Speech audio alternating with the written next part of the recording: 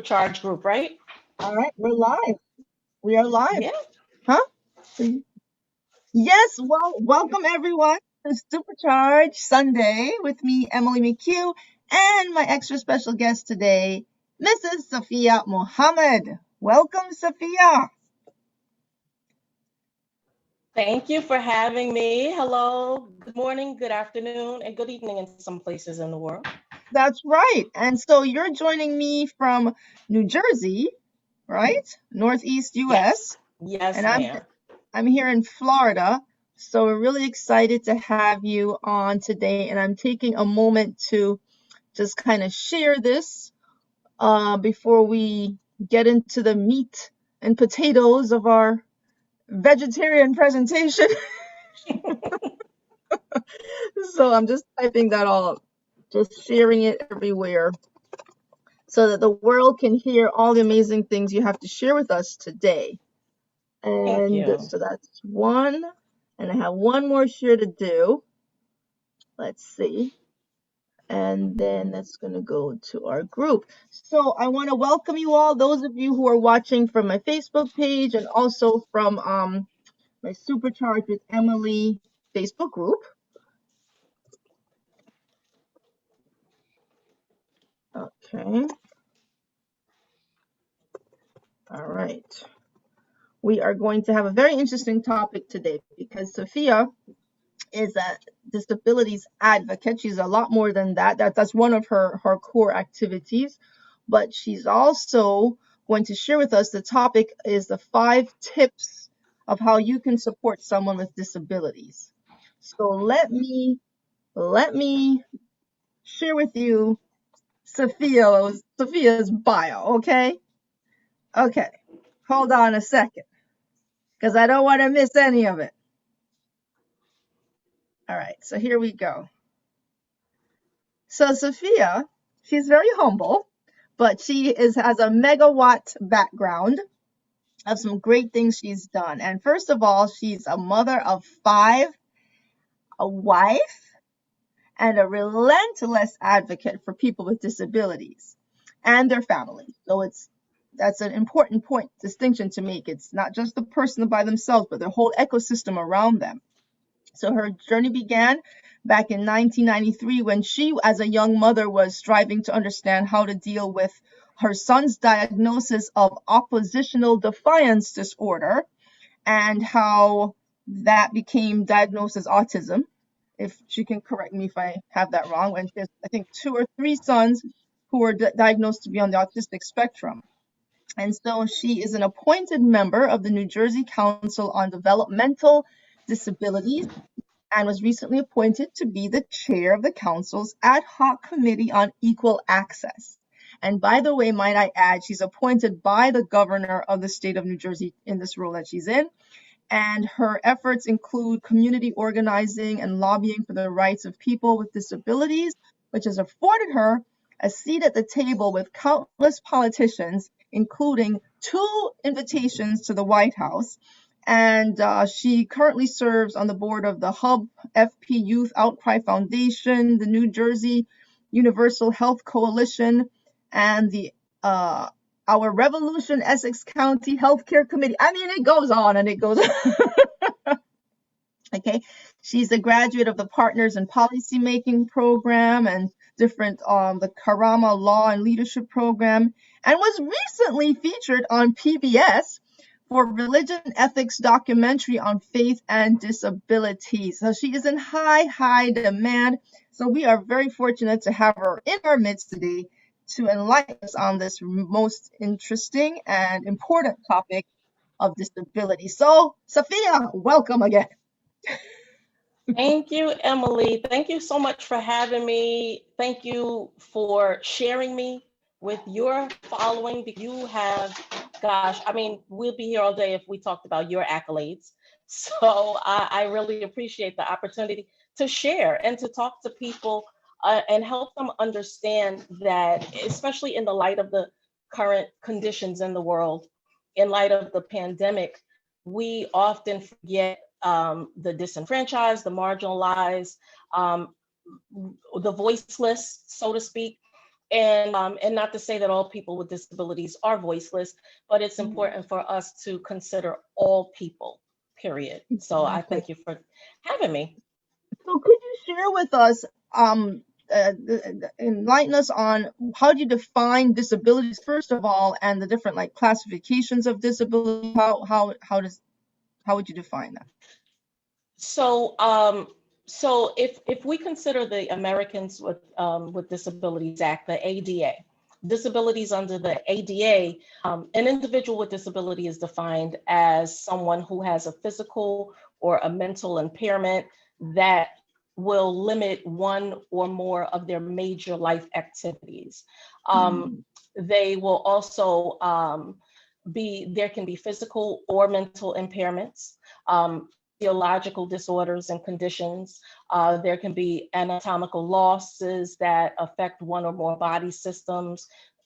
Disabilities can be neurological, musculoskeletal, special sense organ and respiratory, including speech organs can be affected, cardiovascular. The list goes on, and I do recommend that people do visit the or Google the Americans with Disabilities Act, the ADA, to find out more details, to really get a robust understanding of just how disabilities are classified under the ADA. But more specific to my journey and my experiences, my life as a parent, as a caregiver, I'm going to speak specifically to developmental disabilities, which under the Center for Disease Control, the CDC, you'll find that some of the lists can be attention deficit and attention deficit hyperactive activity disorder, autism spectrum disorder, cerebral palsy, fetal alcohol syndrome, fetal alcohol spectrum disorders, as is now reclassified, Fragile mm, X syndrome, hearing loss, intellectual disabilities, language and speech disorders, learning disabilities, muscular dystrophy, Tourette syndrome. Again, the list goes on and on. And so, as I said in our introductions, it's important to include all people in our conversations and in our considerations and in our hearts as well. that's really exactly, and that's what you're one of the key reasons why you're sharing with us today, so we can learn how to do that and ways that we might have been Mhm, overlooking that we need to mhm. be more cognizant of, and be more mindful to be proactive in that regard. So I know Absolutely. today you're sharing with us like the 5 tips, and I know there are way more than 5, but to condense it into our framework today, but 5 key tips on how people can learn how to support people with disabilities, and again to heighten that awareness. So what are some of those Yeah. tips, Safiyyah? And so definitely, as you said, it's true. It's a myriad of tips and responsibilities and moral duties to support people with disabilities. But just for the purposes of condensing and time, I wanted to talk about 5 areas. For one, um, people first language, ableism, the language that we use, the vocabulary in discussing people with disabilities. And please understand, I'm speaking, although I live with what we refer to as invisible disabilities, where you may necessarily be able to see or notice or recognize initially. I was diagnosed with attention deficit disorder at 39. So living my life all those years knowing that there was something different, something distinct about me, some barriers that I couldn't overcome, some areas in my life where I felt like I wasn't functioning to my full capacity. It took actually till 39 for me to visit a neurologist and obtain the diagnosis of attention deficit disorder. And so when we talk about people with disabilities, it's really important. There's a movement called People First Language. And when you talk about People First Language, that movement was actually started by well-intentioned folks and advocates and caregivers, people who typically do not live with disabilities. But to a certain extent, there can be some form of ableism when it comes to referring to people with disabilities. And so it's important to understand, yes, putting the person before the disability is important, seeing the person is important, seeing that individual as a human being, a living being.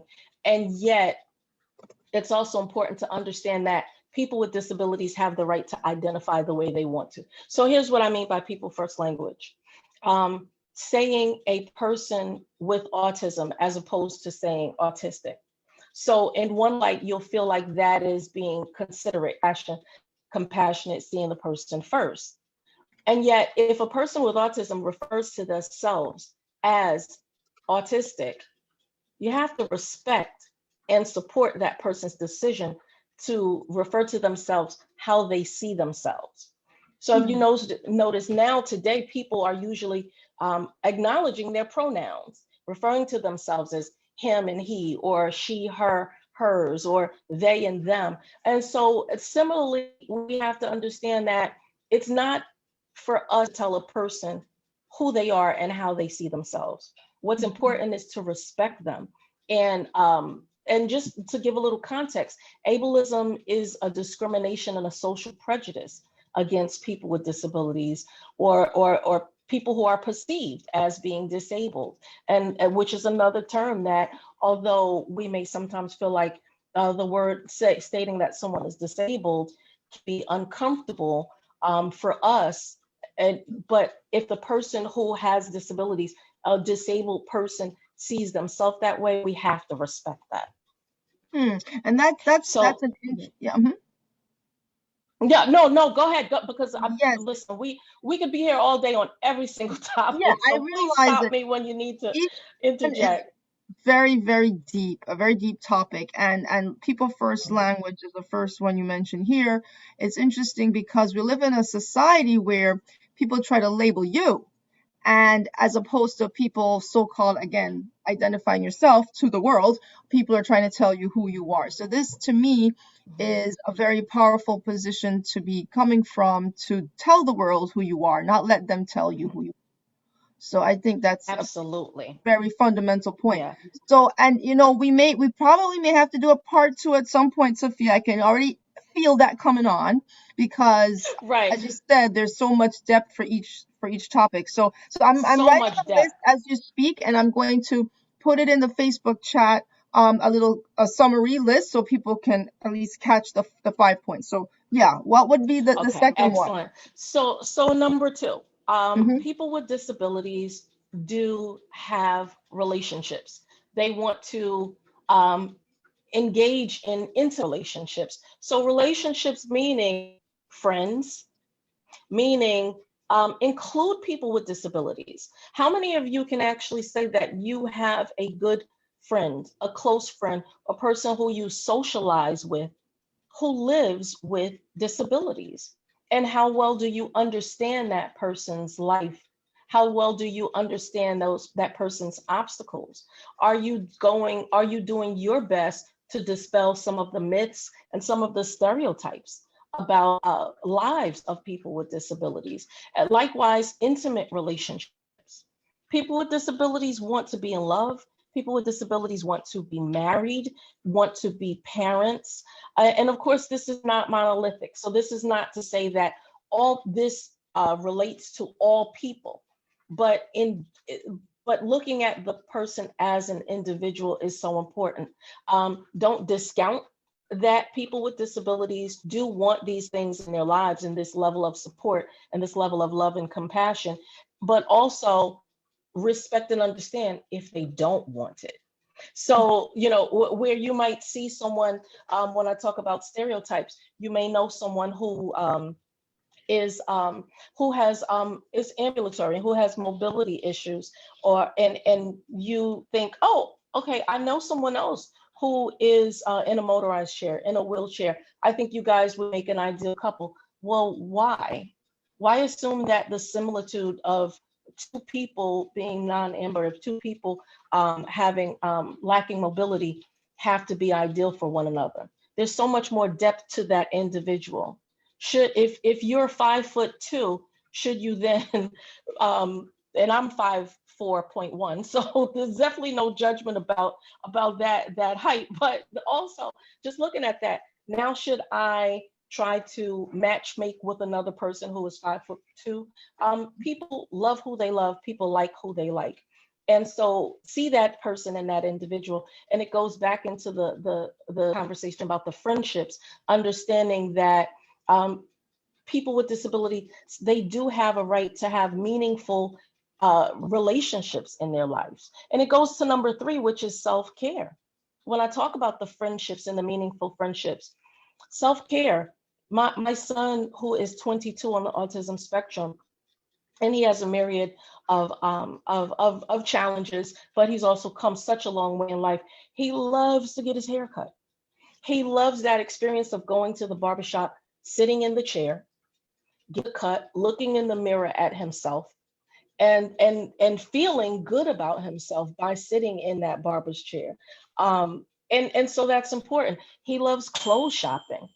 He loves to go shopping and pick out his clothes and strut the runway in the fitting room to see himself looking good. And when he looks good, he feels good. So please don't discount that people who have disabilities don't want to look good, don't want to feel good. They want spa treatments as well. People with disabilities want spa treatments. People with disabilities want peace and tranquility in their lives. My son loves when we engage in our oil therapy, me diffusing essential oils in the living room, which I call his man cave. He loves when I give him the treatment of rubbing certain oils on his back and allowing him, teaching him so that he can be independent, what protocol to use, which oils to use, how to identify them, and so that he can use them himself, because it's not just about assuming he can't do this himself. So that's really important also. They want the best quality of life, people with disabilities. And then when we talk about the best quality of life, also, people with disabilities, which is another one, education. People with disabilities seek higher education. So although the Bureau of Labor Statistics in 2015 had stated that people with disabilities have lower employment rates than persons without disabilities, people with disabilities still want to be employed. They seek higher education and or seek STEM education, technical education, to be engaged and involved with technology. And so then it kind of, the great thing about this list, Emily, is that it kind of shifts into each other topic. So when we talk about people with disabilities wanting these things, we have to look at people with disabilities being one of the most, I think, underrepresented voting blocks. And I'll just take a breath because I told you I could talk about this all day, all day, every day. It's just so important for us to dispel these myths and to recognize the disparities that are affecting people with disabilities. So you know But what? they are in. Mhm. Yeah, Safiyyah. So just to recap where you are right now. So your number Yes. 4 was education. So number 1 was people first language. Number 2 was engaging in relationships on multiple levels. Number 3 is self-care, experience of being cared for and groomed and so on. And number 4 is education and seeking opportunities to grow. So Mhm. so you're heading into number 5? Yes, and I would even just say, considering number 1, let's just call it language. Let's just call it language, the way that we identify people, and because that's really important, as I said, considering that people first language is not necessarily a movement that was started by people with disabilities. So that's important too, to understand that people with disabled people do like to identify themselves how they see themselves. And so although first language is a great, I would say, step one, there are a multitude of steps. And yet going into the voting block, um, people with disabilities also have issues that they feel candidates need to address. Working and the benefits that they receive in working, long-term care, accessibility, basic safety. All of these things are so important as they impact the lives of people with the disabled. In 2018, 14.3 million people with disabilities were reported to have voted in elections. Can you imagine a politician who is not campaigning to that voter base? That's approximately, that's somewhere near the numbers when we consider this most recent presidential election. When we consider that, at Rutgers University, the School of Management and Labor Relations had reported on this, and then they did a very comprehensive report on this, that the voter turnout among people with disabilities surged by 8.5 percentage points in 2018. So when you consider now the laws, getting politicians, getting legislators in place who can ensure that there is accessibility to to polls, ensuring that there's no voter suppression for people with disabilities, understanding that despite your cognitive level, you may still have the right to vote in an election. I did not know that having guardianship of my son does not disallow him to vote.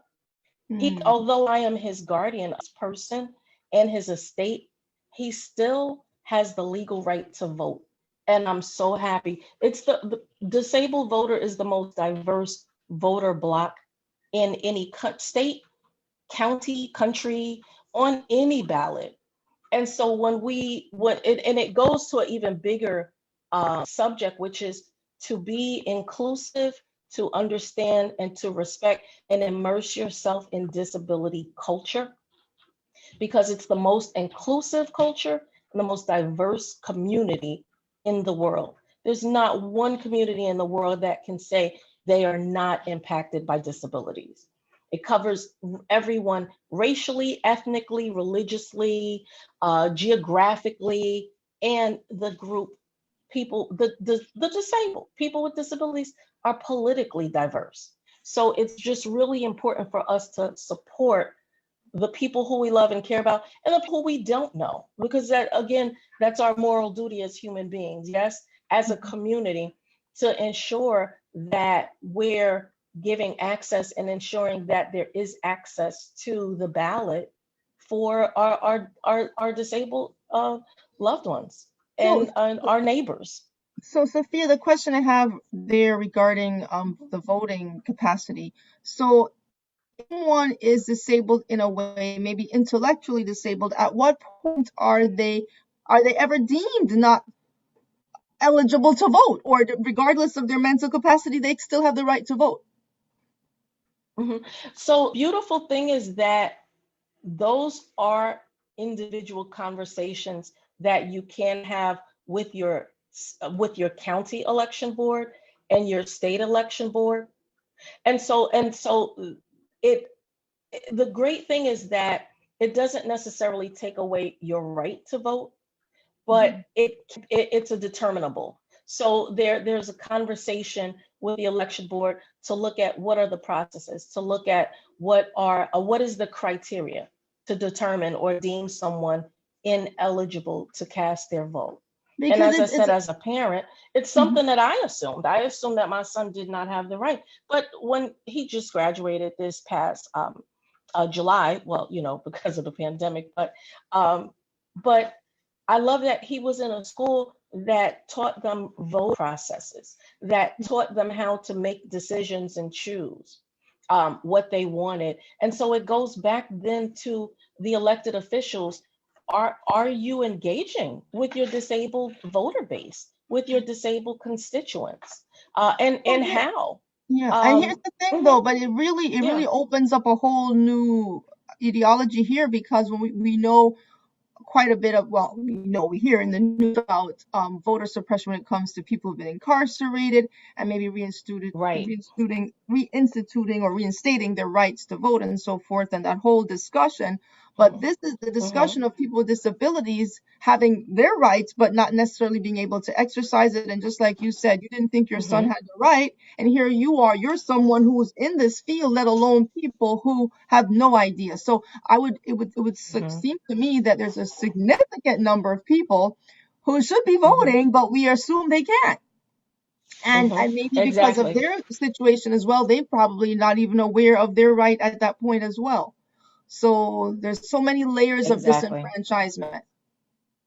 And Absolutely. So many layers. And just such a reminder to see people for who they are. that's what makes And to your work. understand and respect them. Yeah, so exactly. And that's what makes your work so powerful. And one of the things that you do, in addition to your advocacy work for people with disabilities, is that your main thing is to provide solutions. So just like you mentioned the oils, the essential oils, you have a specialty in essential oils and how they work and all of that. So that's a component of enhancing their lives, even to the point of being also a licensed travel agent, where you provide Hmm. specialized resources for people with disabilities, not just for people with disabilities, for any and everybody who wants to travel, but in particular, you have this Exactly. expertise in being able to address the particular needs of people with disabilities. And as a matter of fact, having spoken with you about this topic, it has made me more aware of, when looking at properties, especially if you're planning trips for Hmm. someone else. Like, I'm in the process of working on these retreats that I'm planning here, and you guys mark the calendar for next fall in Jamaica. That is the plan. So as I look at I'll properties, be there. okay, see, there we go. I have a witness. I have someone on deck. Excellent, excellent. Of us, very good, good start. But no, actually, but thinking of that, like, does a place conducive for people with disabilities so that no one feels excluded? And That's that was very thanks to you important. and the awareness that you have brought on about that. And Emily, you make such a good and important point. I remember attending, as a matter of fact, I think we were in Jamaica actually, and we were at a resort, and we were trying to determine what resorts we felt would be ideal for our clients. And there was one resort in particular that one of my colleagues got really upset, and she says, "Well, wait a minute. You have to take stairs everywhere, and the walking is too much." And she said, "Doesn't the ADA protect this? Where are the rights of the people with the disabled, and what if you have limitations?" And I reminded her, the Americans with Disabilities Act covers Mm, you in America, America. in America. So although these are things that are important to recognize, because disabled people are all over the world, but people should not go travel assuming that because you have a right in your country, where you are a citizen, where you are naturalized, you should not assume that that place that you are visiting has to adhere to those laws. So and I try to ensure that all of my travel clients understand laws, policies, codes in the places where they're visiting, where they're going, and where our governments also have laws that Mhm. can cross support as well. That's really important. And so then, as you said, looking at the properties, you can best determine which properties are more ideal for you, more ideal for your client base, more ideal for your family, if it's a wedding or if it's a family reunion. These things are very, very important to know as we're traveling. And it's interesting that, as you mentioned, that we got a question, is that, does your advocacy for disability, is it limited to the states? You just addressed that, where that you travel internationally. It's international travel, so you're not limited to the US, I but do. you also I take do. into. And I have, yeah, absolutely. And I have friends and associates, and I talk and communicate with other parents and families from all over the world. Yeah. You'd be surprised how that's the beauty of the internet. Yes. People who you may not have ever met in your life, you can connect with them because of the internet. And so you can connect with that parent in Dubai, you can connect with that parent or that family in London, in Japan, in all kinds of places, and in the Philippines. And these are people who I may not have met um, outside of outside of social media, or it just may have taken longer because I would have had to eventually have traveled to those places. But how would I have known? Yes. about them if not for the internet. Yeah. So, Or they so about me.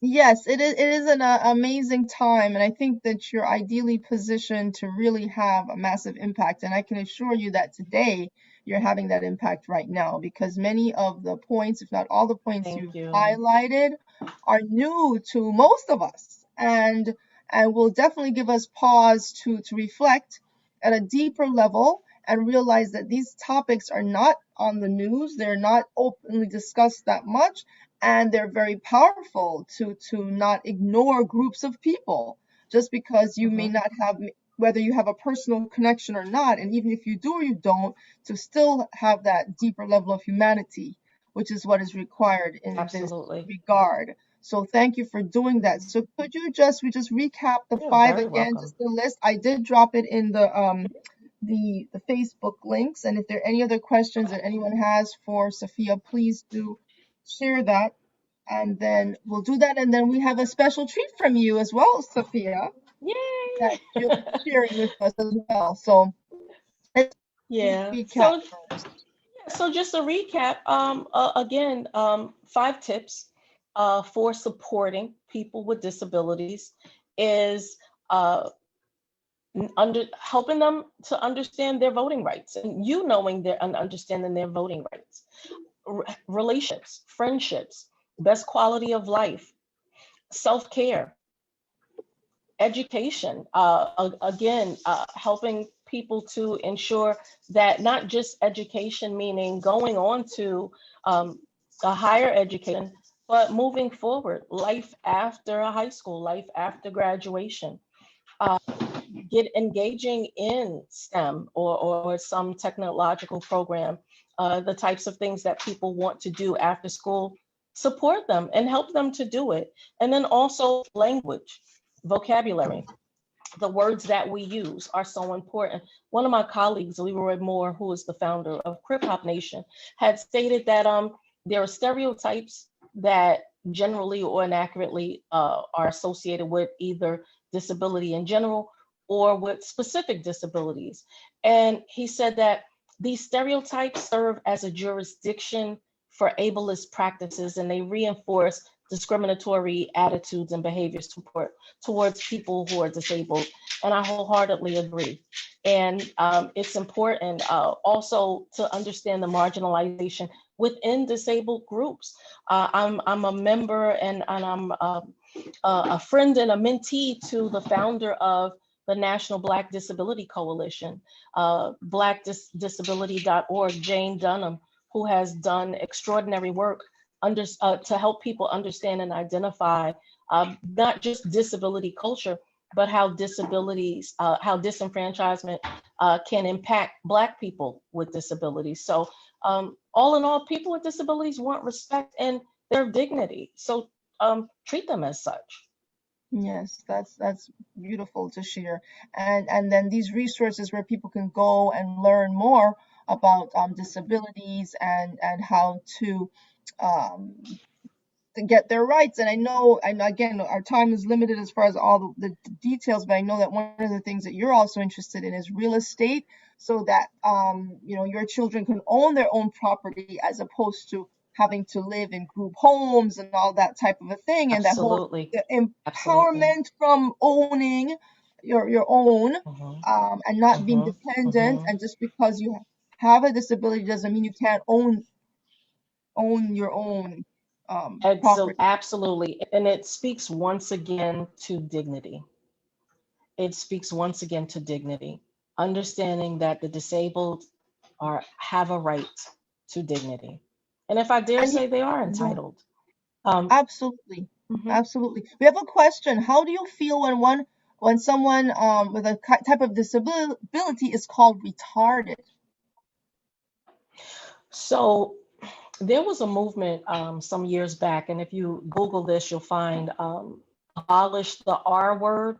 So Or abolish the the R the word? medical abolish the R word. So the terminology today, first of all, it's so to put it in a nutshell, it's degrading and it's diminutive and it's disparaging and it's disrespectful. So the medical terminology for that is now intellectual abilities. Say that again. So if you wanted to, intellectual disabilities. Intellectual disabilities. Mm-hmm. Okay. So although we still have around the country, there was an organization that was established many decades ago called ARC, ARC, which was the acronym for Association for Retarded Citizens. So it's now only called the ARC. So it's only called the ARC because that was the recognition. So to have changed the acronym, it would have been very difficult for people to still connect with these agencies, with these entities. So they're no longer defining the acronym. It's only using the acronym to reference the organization itself and the work that the organization does. But I find it very offensive, and I wholeheartedly am opposed to using the word. And also, it's also it's a classification of all. I mean, I remember. Well, a little secret, Emily and I graduated from the same high school, so we went to school together. But I remember They that got one Clifford room. Scott. That's right, Clifford J. Scott High School. And remember, there was that one classroom. I believe it was either room 104 or 107. And the reason why I remember that is because when I was in middle school, and I attended middle school in Newark, so has to be a shout out for Maple Avenue School in Newark as well. It was also either room 104 or 107. So either way, somehow or another, there was always that room on the first floor in a particular part of the building that where all of the students were isolated and alienated. And so when our peers referred to them, they didn't refer to them as friends or classmates. They used the R word, in spite of what their disability may have been. Right. What their diagnosis or classification was, they were ostracized and referred to as the R word. And it was dismissive of who the people were as individuals, and it was absolutely disrespectful. And those types of words should not define a person. No more than the N word should define us as people of color, as particularly Black people, descendants of slaves. Here's the thing about, and that's interesting that you mentioned that as a carryover, because I also personally believe that color should not define people as well. And because if you think about it, and I know this is going a little on a tangent, but I can't help but sneak it in. When people were brought to this country, you talk about the slavery times, kings were brought here, queens were brought here, princes and everybody, the man off the street were brought here, and they had their identities, they had their culture, they had their languages, and they had their nationalities. And all of a sudden now you are one thing. You're a color. You are reduced to a color. So I take personal umbrage in terms of reducing myself to anything, because you are the components of multiple levels of identities that roll up into this one big human being that you are. So anyone that tries to reduce you, and I think that's what's happening in this discussion with disabilities, people are being reduced to this little categorization and just shoved off to the side. And the same thing happens with ethnicities and ethnic identities as well, trying to pigeonhole people into these little boxes of black, whites, and this and that, where they don't fit. Exactly. We don't fit into those boxes. And so I personally refuse to allow myself again to be defined by other people. And I know in this society it's easy to allow someone to define you because it's easier. But I think it's important, just like we're discussing today, to enlighten people on how to use a new vocabulary. Same thing goes with how we classify ourselves as people in general. So that's and when you think about it, as you said, and so it also, you have to ask yourself, is it really easier? Is it really easier to classify someone and categorize them in that way, as opposed to seeing them as an individual? So when we think about it, is it really the easy road? Because I think it's easier to see someone as someone, to see them as a person, to see them as an individual, to see that person who draws really, really well, who paints really well, who makes great robots, as opposed to the person the person you know, the black person, the Yes, this yes. person, the that person.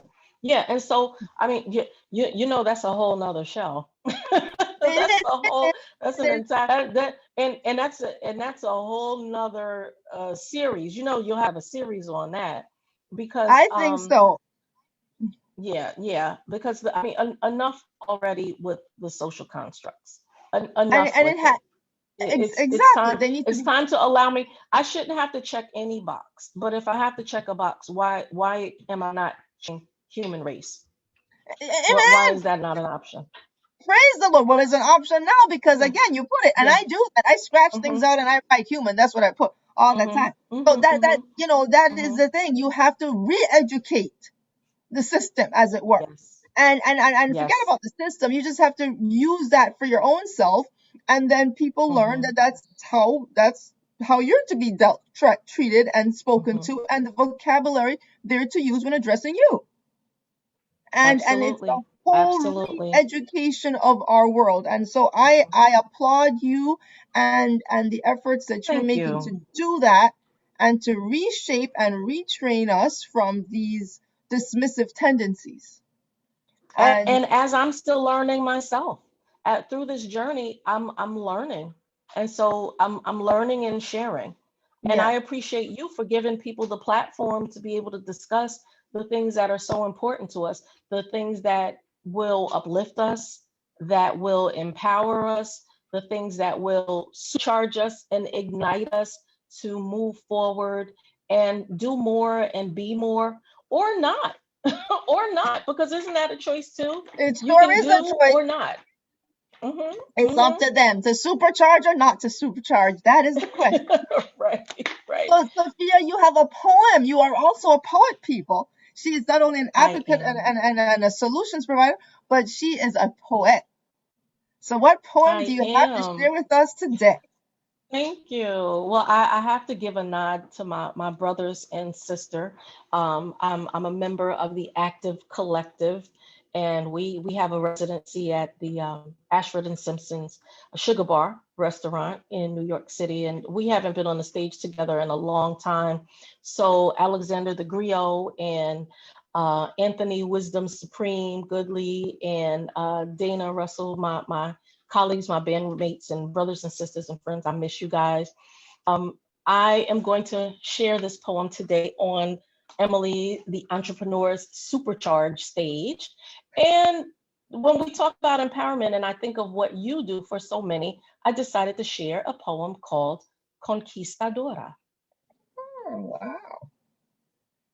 Wonderful. So here is Conquistadora. I am wide awake and wide open. I am a contortionist. I cannot be broken. I am hungry for change and thirsty for knowledge. Feed me truth, justice, and equality, and I will devour it. I am grandiose and winning with ideas. I am conquistadora, conqueror of my fears. I am elementary, secondary, vocational, creative in fine arts. Experience is the best teacher, and I am lettered by the school of hard knocks. I am fertile ground, the root, the bark, the foundation. I am tea leaves and stories, strange fruit. I birthed this nation. I am out, standing upon my ancestors' shoulders.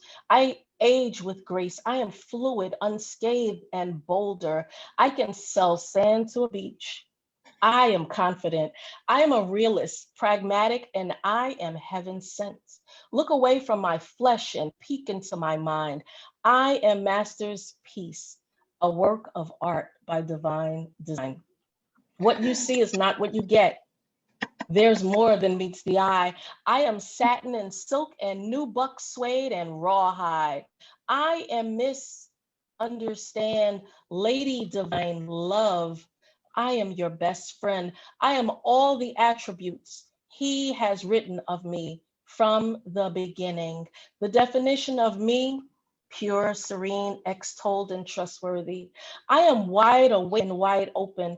I am hungry and I am thirsty. I am overflowing with bounty as my cup runneth over. I am truth incarnate. Encanta maravillosa, la reina conquistadora. Gracias por su tiempo y consideración. Wow! Maravillosa! Brava, brava, brava! We have to Gracias. translate the Gracias, mi poem. hermana. Yes, absolutely. That's our She Spanish teacher. inspired us so much. That was beautiful. Thank you. Oh, Thank what a you. theme! What a theme Thank of you power. again. Oh, this I has been a love it. wonderful, wonderful afternoon. Thank you. It's been such an honor, a pleasure sitting with you today. And well, anytime we come together and talk and chat and share, but especially today for you to share me with your friends and your followers and your wonderful, wonderful world. I appreciate you inviting me into it. Oh, Safiyyah, you help make it a wonderful world. Oh, yo, yo, yo. Yes, yes, yes, you Thank do. You you. people like you are what make it wonderful. So I I appreciate you. just feel this so important and uplifting, especially at a time when these conversations are marginalized instead of giving place to silly discussions on silly topics. Mm. And people are not paying attention to things that really matter. So this is a great opportunity to come on here and let the world know that there are important things to talk about. Absolutely. And we have Absolutely. definitely done that today. So I am so indebted to you for that. And I want you to share with us, please, how can people follow you, find you online, or connect with you? And I will also, if you want to drop it, if you're able to drop it in the comments as well, Safiyyah, that would probably help. But you can just Oh, tell us, okay. well. Okay. Yeah, then I will definitely drop it in the comments after the broadcast. So please look in the comments after the broadcast, only because the multitasking is going to trigger my Yeah, it attention might mess up stuff. deficit. Okay, but So they can, yeah, but I will Uma, tell you that you can find, oh yes, Uma. So I'm the founder of Uma, which is Urban Matters I'm gonna and type. Autism Awareness. However, as my work has expanded, we've also become Urban Matters Action, Advocacy and Action, which is really important because it's important for us to take action, to move, and to keep the movement going. So you can find me at facebook.com/Urban Matters Autism Awareness. And please join our Facebook group as well, which is facebook.com/groups/UMAA Network. And so, of UMAA course, net. mhm. And anything Amina 1389, Amina is my middle name, which I thank my parents for this beautiful meanings, these names that are so important for me to live up to. So Safiyyah meaning pure and serene, Amina meaning trustworthy, Safiyyah also meaning friend, and Amina in some languages can mean friend as well, and Muhammad, one worthy of praise. So I thank my mom and dad for Safiyyah Amina Muhammad. Thank you, mommy. And you live up Eddie. to that name in I strive. the I fullest strive. level of that I name. have So my moments. they I named strive. you, well, nonetheless, they named you well, and they were Thank predicting you. your destiny for you. And so we can all attest to the Thank fact that you. you have definitely lived up to that. And I haven't met Thanks so much. anyone more passionate about what you do, not your advocacy work, and also the level of of of depth of research and preparation that you go into to do what you do. So anyone that you speak to, you are fully versed in this topic from top to bottom and can hold your own with anyone. As a matter of fact, they have to Aw. prepare well to come and talk to you. So, so And I will say even to that, and thank you for that, because that's really important to ensure that I'm giving the best advice, looking at best practices, looking at the statistics, and even being able to challenge that. And so in my 51 years, I've learned that being challenged is not a bad thing. So if there's anything that came from me, I hope that all of it was good. And if there's anything from me that came from me that should be challenged, please challenge me and let me know so that I can make the correction. And moving forward, I can ensure that I'm giving you the best wisdom and the best possible, or the most important of the truths, because that's important for me to be able to say, oh, oops, you know what, those stats were wrong, or that wasn't quite right. And especially, I'm speaking to you all today, again, as a caregiver. Um, so from the perspective of someone who's lived and loved people with disabilities, and sure, as a person living with disabilities as well, and having some physical ailments and medical disparities, but then to be diagnosed at 39. So to live all of those years saying, something's off, something's odd, I don't know, something doesn't feel right. And at 39, to be validated by a neurologist to say, oh yeah, you definitely have attention deficit, and this is how we'll move forward, and this is how we'll treat it. That was really important for me. It was really important. So yeah, if there's anything that you think that should be challenged, let me know so we can talk and you can teach me. And you I'd know what's appreciate it. interesting? Most people are not open, or a lot of people are not open to being challenged in that way.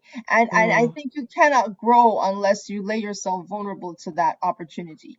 And hmm. exactly that's what it is, an opportunity to grow, because what is it going Yeah, to do? Make you better. And so therefore it's a good thing. exactly. But unfortunately, we tend Yeah. to shy away from the challenge, and as long as Hmm. we're respectful and people don't lose dignity, a challenge is a Hmm. good thing.